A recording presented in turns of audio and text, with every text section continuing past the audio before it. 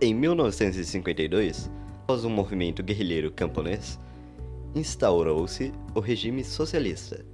Assim, a China popular, no ano de 1960, passou a se relacionar com a União Soviética, a fim de se industrializar. Porém, na mesma década, de lado da atividade industrial, voltou de 1970, houve a retomada industrial, com grandes investimentos em novas tecnologias, incrementos turísticos e abertura do comércio exterior. A partir do fim da década de 1970, Deng Xiaoping promoveu inúmeras reformas na China, cuja estratégia central era preparar o país para o desenvolvimento econômico, baseando-se em 4 modernizações, que consideraram necessárias e fundamentais a modernização da agricultura, da indústria, da ciência e tecnologia e do setor militar. As reformas de Deng tinham como objetivo acelerar o processo de modernização da economia, mesmo que para isso fosse necessário importar capitais e equipamentos estrangeiros. Assim, o país acumulou capital, adquirindo tecnologias, conquistou mercados e adquiriu experiências e boas práticas de gestão, promovendo não só o crescimento econômico, mas também acelerando o desenvolvimento social. Hoje, sua principal fonte de energia é o carvão, porém, tem contado com instalações de fontes mais limpas, como hidráulica, eólica e nuclear. Infelizmente, o país não possui condições de solo que lhe permitem desenvolver a plantação de espécies próprias para a produção de biocombustíveis sem afetar a produção agrícola de alimentos. A China é o país mais populoso do mundo e ocupa grande parte da força global de trabalho. Sendo assim, as indústrias se aproveitam da mão de obra barata para uma grande produção, pelo fato das entidades fiscalizadoras, que são os sindicatos e governos, agirem com descaso perante a população. As pequenas empresas chinesas, logicamente, não possuem uma infraestrutura igual às grandes fábricas, tais como o setor de RH, ouvidoria, pagamentos de verbas rescisórias, adicionais de horas extras e noturno, entre outros. As leis não geram punições severas para minimizar os desconfortos causados aos funcionários. Atualmente, a China é uma potência mundial em relação econômica, política e militar, registrando uma média de 9% no PIB. Nos anos 80, chegou a oferecer incentivos para indústrias estrangeiras. Suas exportações saltaram de 3,6 bilhões de dólares para mais de 250 bilhões de dólares em 2004. Eu vou falar sobre os principais produtos da China, e primeiro vou começar com os produtos que são produzidos lá, e depois vou mostrar um gráfico sobre os que são exportados. Em décimo lugar, tem os navios, onde a China produz cerca de 760 milhões de toneladas de navios todos os anos, fazendo 45,1% do total mundial. Em nono lugar tem o carvão, em que ela produz 1,8 bilhões de toneladas de carvão todos os anos, cerca de 48,2% do total mundial. Depois vem o porco, o que chega a ser 49,8% do total mundial, cerca de 1,5 milhões de toneladas anualmente. Depois vem o cimento, que a China produz 1,8 milhões de cimento, cerca de 60% do abastecimento mundial. Em sexto lugar, vem os sapatos, que é cerca de 12,6 bilhões, chega a ser 106% do total mundial. Em quinto lugar, tem os telemóveis, os telefones, que é 1,77 bilhões anualmente, o que é cerca de 70,6% dos telemóveis /telefones do mundo.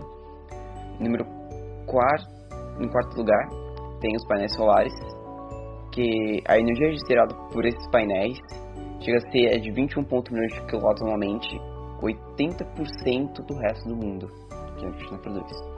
Em terceiro lugar, tem as lâmpadas de baixo consumo, que chega a ser 4,3 bilhões de lâmpadas de baixo consumo que ela faz por ano, 80% do total globo.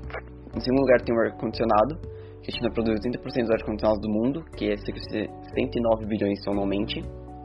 Em primeiro lugar, tem os computadores, que é 286,2 milhões de computadores em 2014, o que chegou a ser 90,6% do total mundial.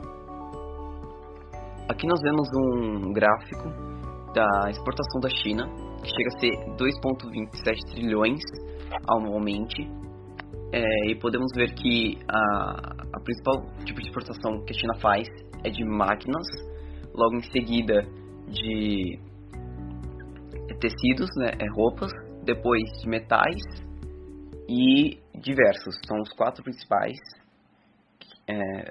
produtos exportados pela China. O comércio exterior representa uma grande porção de toda a economia da China. O curso do comércio exterior chinês tem sofrido experiências consideráveis desde o início da década de 1950. Nesse período, mais de 70% do comércio exterior chinês envolvia países não comunistas, mas em 1954, um ano após o término da Guerra da Coreia, a situação foi completamente revertida, e os países comunistas representavam 75% do comércio exterior da China. Durante os anos seguintes, a participação dos países comunistas no comércio exterior chinês foi caindo gradativamente, mas após a ruptura sino-soviética em 1960, que cancelou os créditos soviéticos, e na retirada de técnicos soviéticos da China, a participação dos países comunistas no comércio exterior da China caiu rapidamente, dando lugar para oportunidades de países não comunistas recuperarem a sua posição. Em 1965, o comércio com países socialistas representava apenas 1/3 do comércio exterior total. Sendo um país do segundo mundo naquela época, um importante segmento do comércio chinês foi financiado por concessões, créditos e outras formas de assistência.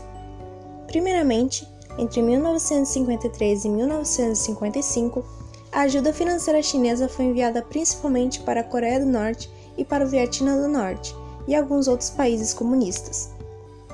Mas a partir da metade da década de 1950, foi prometido grandes de concessões e empréstimos livres de juros e em longo prazo para países em desenvolvimento politicamente despreparados. As principais iniciativas foram feitas na Ásia, especialmente na Indonésia, Birmânia, Paquistão e Ceilão. Porém, grandes quantidades de empréstimos também foram concedidos para países africanos, especialmente Gana, Argélia, Tanzânia e Egito. No entanto, após a morte de Mao Tse-tung, em 1976, as iniciativas de ajuda a países do terceiro mundo caíram rapidamente. Depois disso, o comércio com esses países tornou-se negligenciável, e durante esta época, Hong Kong e Taiwan emergiram como grandes parceiros comerciais. O comércio total chinês somou 324 bilhões de dólares em 1997 e 151 bilhões durante a primeira metade de 1998, e seus principais parceiros comerciais foram o Japão, Taiwan, Estados Unidos, Coreia do Sul, Hong Kong, Alemanha, Singapura e Holanda. Apesar da China ser uma das maiores economias ou a maior economia do mundo, ao lado dela existem 2 principais rivais, que são Japão e Estados Unidos. O motivo para eles se manterem em pé ao lado da grande quantidade de venda da China é a questão da qualidade versus quantidade, onde a China faz muitos produtos, porém baratos e com baixa qualidade, e o Japão, como os Estados Unidos, produzem um pouco menos, que são mais caros, porém possuem uma qualidade e tecnologia muito maior. Fora que a qualidade de vida do Japão e dos Estados Unidos são muito maiores que a da China, que possui falta de muitos direitos trabalhistas. A República Popular da China faz parte dos seguintes blocos econômicos: APEC, Cooperação Econômica Ásia-Pacífico. A China aderiu à Cooperação Econômica da Ásia e do Pacífico em novembro de 1991. Com um PIB de aproximados 14 milhões de dólares americanos, em 2018 a China é a segunda maior economia do bloco, atrás apenas dos Estados Unidos. A China ocupou a liderança da APEC em 2001 e Xangai recebeu a reunião anual dos líderes da APEC em outubro daquele ano. BRICS. A China é uma das fundadoras do grupo que, apesar de ainda não ser um bloco econômico, tem procurado converter seu crescente poder econômico a uma maior influência geopolítica. Xangai sediará o New Development Bank, NDB, também conhecido como Banco do BRICS, que foi criado em um acordo entre os países membros durante a 6ª cúpula do BRICS, em Fortaleza, Ceará, cujo principal objetivo é o financiamento de projetos de infraestrutura e desenvolvimento em países pobres e emergentes.